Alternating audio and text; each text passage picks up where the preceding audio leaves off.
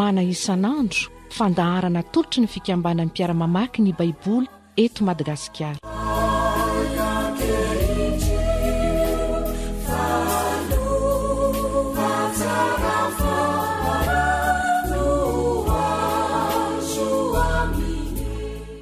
Miarabanao amin'ny anaran'ny tompo indray tonga eto amin'ny fotoana izay iarahantsika miay noho ny tenin'Andriamanitra.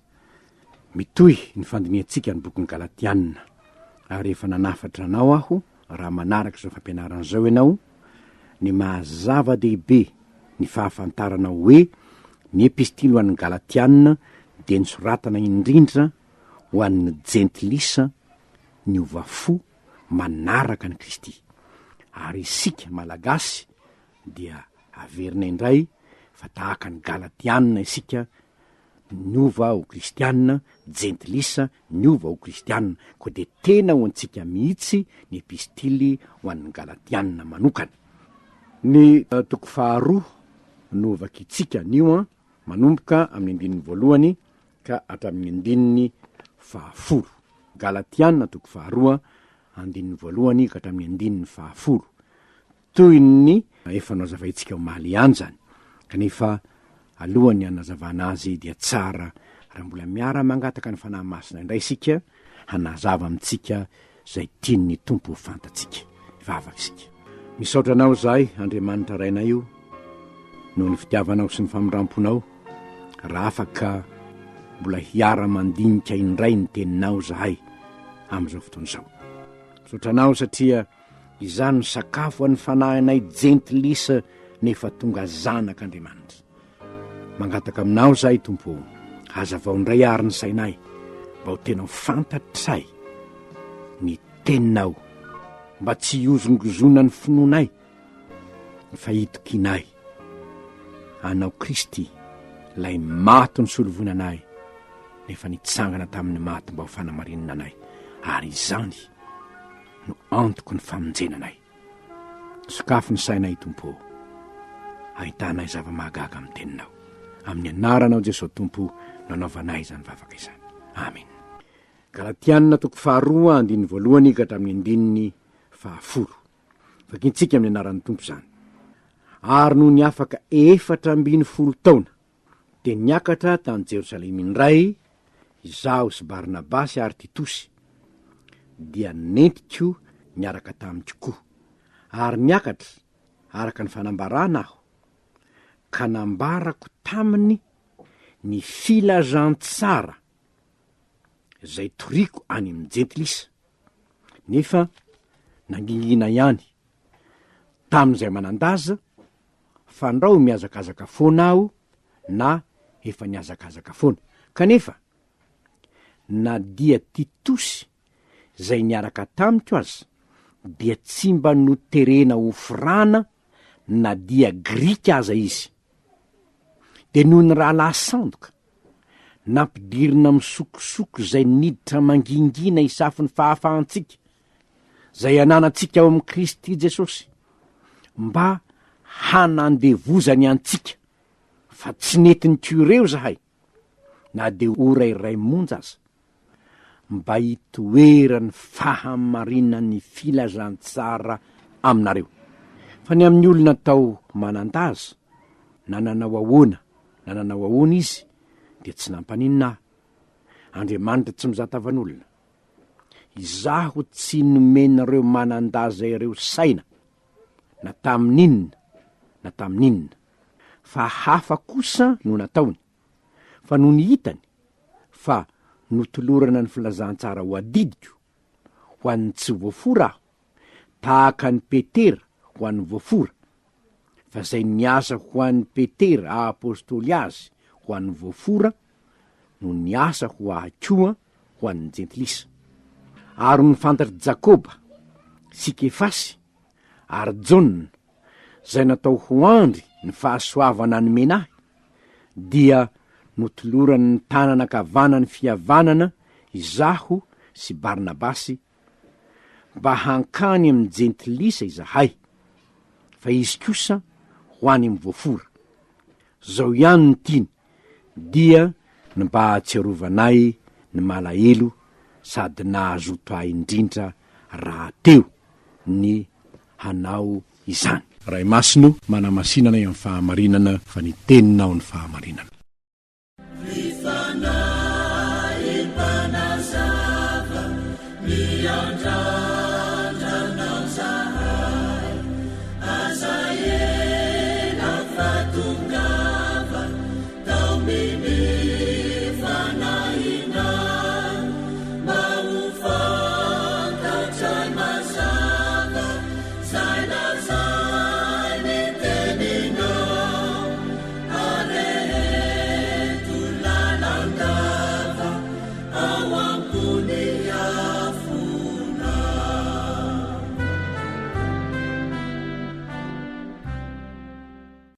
Ao anatin'ny epistily nosoratan'i Paoly, toy ny taratasy efa nivakitsika ao maly zany, dia ambarany hoe no ny afaka 410 taona.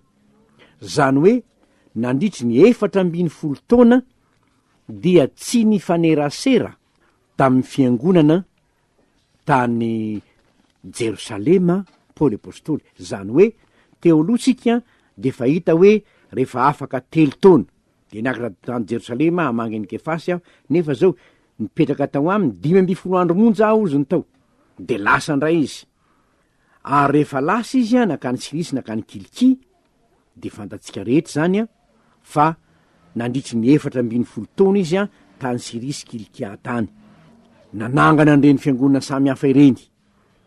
Zay izy 20 taona tatoriny izy vao niakatra nakany Jerosalema indray. De ovakitsika nge ny zavatra nitranga nahatonga azy niakatra tany Jerosalema, satria hanazava amitsika zay nahatonga azy niakatra tany Jerosalema ny famakitsika ny asan'ny apôstôly 510. Izao ny voalaza amin'ny asan'ny apôstôly 510. Ary ny olona sasany zay nidina avy tany Jodia nampianatra ny rahalahy hoe ratsy firana araka ny fanao misesy ianareo de tsy azo vonjena. Ary rehefa nifanditra sy niady hevitra be ihany taminareo Paoly sy Barnabasy, zay hitatsika eto hoe niakatra ho any Jerosalema izaho sy Barnabasy ary Titosy. Paoly sy Barnabasy zany de nitory ny filazantsara mba iovan'ny olona tany, fo zao nefa ny zavatra nitranga ozy. Nisy olona avy amin'ny mpino avy any Jerosalema tonga tany nampianatra ny olo hoe tsy ampy ny finoana, fa zao tsy maintsy firana araky ny lalana misesy anareo, zay ihany nareo vo azo vonjena. Nifanditra sy niady hevitra be ihany tamin'ireo zay o Paoly sy Barnabasy, de ny fanarahana ny ekaran'izy roa lahy sy ny sasany koa hankany Jerosalema ho any amin'ny apôstôly sy ny loolona hanadiny zany teny adikevitra zany.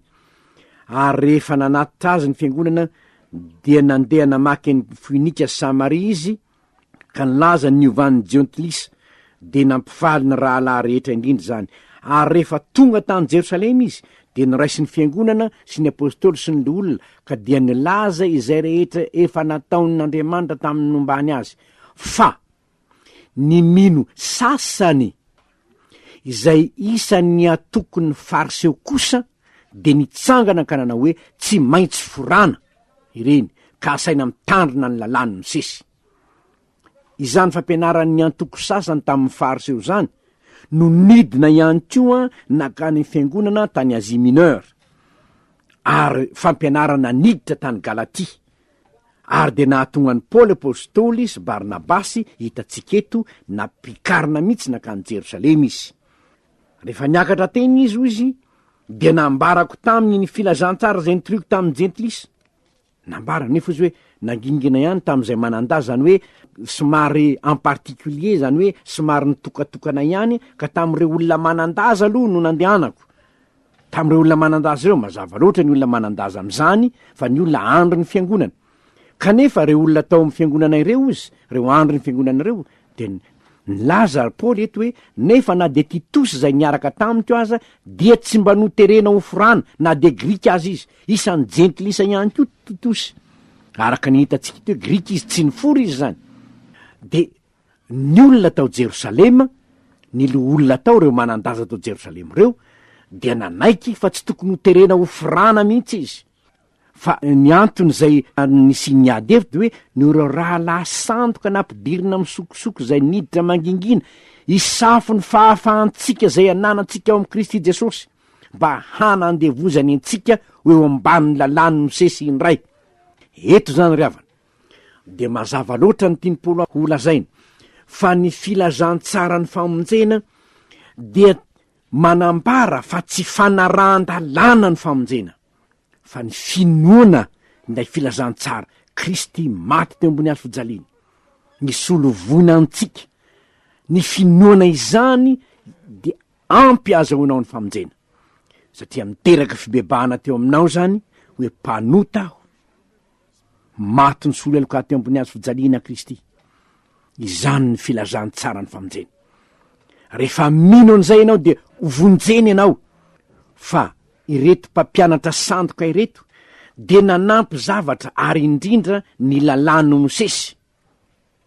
Ny lalano mosesy hoe tsy maintsy atao an'izao, tsy maintsy atao an'izao, tsy maintsy atao an'izao ianao, zay ianao vao olombavonjy. Fa raha zay hoe mibebaka fotsy ianao nefa tsy forana ianao, tsy mitandrina ny tahaka an'izao ianao, tsy manao an'izao ianao, dia tsy mahavonjy ianao zany.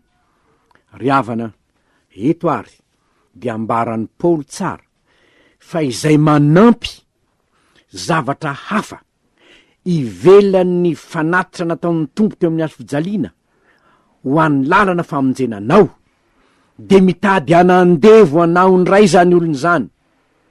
Tsy ampy azy ny hoe raha misy olonao am Kristy de olom-baovao izy, olo nafaky izy. Raha ny zanaka manafaka anareo dia ho afaka tokoa ianareo. De hoy Paoly hoe tsy nety nitoereo zahay na de ory ray monja ihany aza mba hitoerany fahamarinany filazantsara aminareo. Zavatra tena ny ediny Paoly fo mafy de ny hoe hiorina ho amponareo fa tsy misy famonjena afa-tsy ny fahasoavana raisina noho ny finoana an' Jesosy ihany. Tsy ampinana inona na inona zany. De hoy izy hoe ny am'ireo olona tao hoe manandaza misy tam'ireo, araky nefa nivakitsika hoe olona avy amin'ny tokony fariseo, mba pino ihany reo saingy avy amin'ny tokony fariseo, ka tsy manaiky ny hoe olona jentilisa ny ovafo ka tsy ofrana araka ny lalany misesy, tsy mandray ny tombo-kaseny teny fikasany izy raha izany. Izany fampianarana netiny ary tsy nanaiky n'izany zay io Paoly, tsy nikiony am'izany zahay ozy, ary tsy matahotra satria Andriamanitra tsy nizatavan'olona, satria tsy ireo manandaza ireo ny nanome sainahy, tsy ireo. Zaho tsy nandray nininina tam'ireo izy, fa nitolorana ny filazantsara ho adidiko any amin'ny tsy voafora aho, tahaka ny Petera ho an'ny voafora. Ary noho izany ny filazantsara zay nentiko tany de zao ihany, Kristy maty noho ny fahotantsika. Kristy voaomby tamin'ny hazo-fijaliana, zay ny nambara tamiko tam'zaho tany Damaskosy, zany Jesosy zay enjenao, ary itoriny amiko any amin'ny jentilisa ianao, ny famonjena noho ny Kristy maty teo amin'ny hazo-fijaliana. Eto ry havana dia tsara ihany ny ifikiratsika sy iraiketatsika am'izany, ka rehefa tsy nanaiky Paoly sy Barnabasy hoe zay tsy manaiky hoe raha tsy forana ny olona de tsy voavonjy izy, tsy manaiky zany zahay ozy, satria manampy ny filazantsara zany. Ka na iza mitoro ny filazantsara aminao hoe tsy voavonjy ianao, raha tsy atao an'izao, raha tsy atao an'izao, raha tsy ampina nitsy, raha tsy manao an'izao, tsy voavonjy ianao, fa tsy ampy ho anao ny hoe mino fa maty ny soloeloka teo ambony hazo-fijaliana ny tompo, izay no antoko ny famonjeko. Raha manampy zavatra ambonin'izay izy, dia hoy Paoly hoe ny anankiray mitady anandevo anareo izy. Ary filazantsara tsy filazantsara zany, fa filazantsara hafa zany. Filazantsara tsy izy zany satria manorina famonjena amin'ny fanarahan-dalàna, fa tsy amin'ny finoana any Kristy ho voaombo tamin'ny hazo-fijaliana. Ary zao ny zavatra mahafaly eto izy, no ny fantatry Jakoba sy Kefasy ary Jaona, zay natao ho andry ny fahasoavana ny menahy dia nitolorany ny tananakavana ny fihavanana izaho sy Barnabasy mba hankany amin'ny jentilisy zahay fa izy kosa ho any amin'ny voafora. Zany hoe hitory teny any amin'ny jentilisy zahay ary tsy handidy ny jentilisa ofrana iverina ao ambanin'ny lalàna fa na tsy voafora azy izy na tsy forana azy izy dia vonjena amin'ny finoana an' Jesosy vao omby tamin'ny hazo fijaliana. Ry havana, eto ary dia ho ka hazava amintsika fa reo atao hoe judéo chrétien, reo jiosy ny ovao kristianina dia misy ny manampy ny filazantsara ka ny famonjenanao de tsy ampy raha tsy ampinan'zao. De eto sika de mandinika ny amin'ny hoe valim-bavaka fotsiny.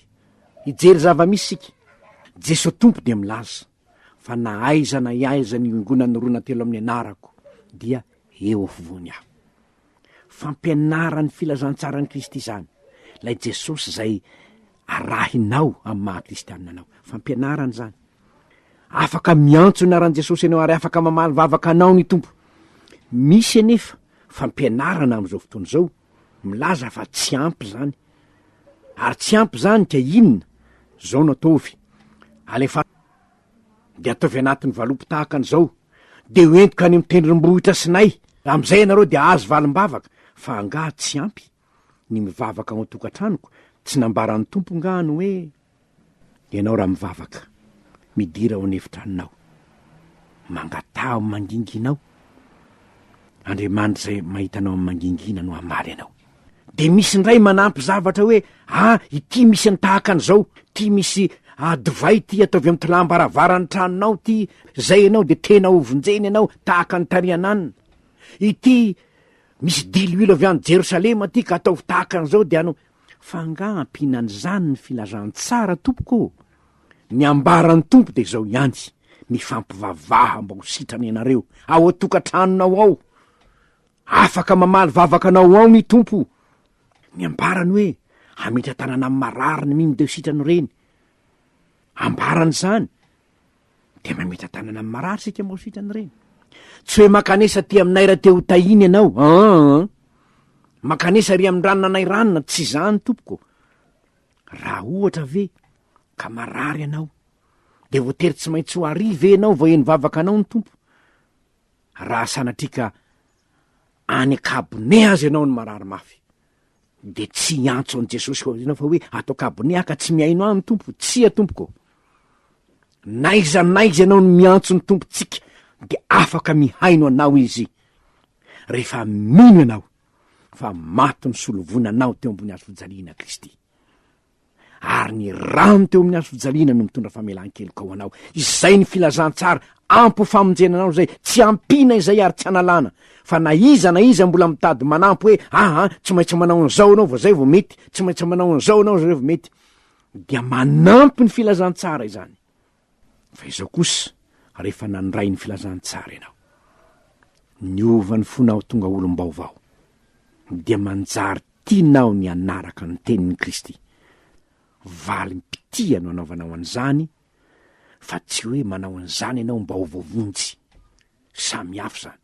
Fampianaran-diso manohitra ny filazantsara, ny mampiankina ny famonjenao amin'ny fanampianao asa mba hamonjenanao, tsy amin'ny asa fa ndro misy rere ho Paoly. Tsy maintsy manao an'izao.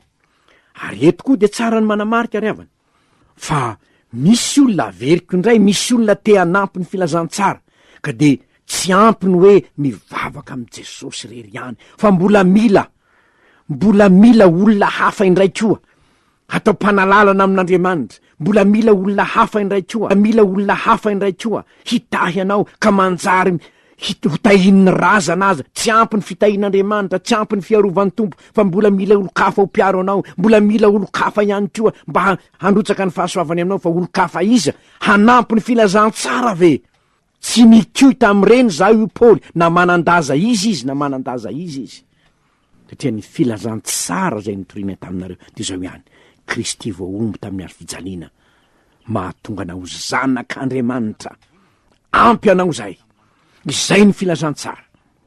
Ry havana, tinary ny ampiorina anao amin'ny finonan Jesosy Kristy tompo irery ihany, ny famonjena vitany irery ihany. Fa rehefa mino ny famonjeny Kristy anao, rehefa mino anao fa nirahany Kristy teo amin'ny hazo fijaliana, no mitondra famelan-keloka ao anao. Ary rehefa voavela heloka anao dia tonga zanak'Andriamanitra, tsy mila intermédiaire tsony ho any amin'ny dada ve de mbola ilaniza ndray Andriamanitra tsoky hoe ray io, ka nahoana mila zavatra hafa indray hanampy an'izany maharaiko an'Andriamanitra izany. Eto ary havana, de sanatria tsy mirere Paoly, fa izao no lazainy hoe na manan-daza iza, na manan-daza iza, de izao no izy raha manohitra ny filazantsara zay no raisiko zany Paoly, dia tsy ampanininahy nilaza amin'ny tsy manaiky zany zay. Ifanambarany hoe satria tsy mila sitraka amin'olona aho, fa raha mbola mila sitraka amin'olona aho de tsy mpanompon'i Kristy. Ny antony ny fantatry Paoly dia Jesosy ny antso azy.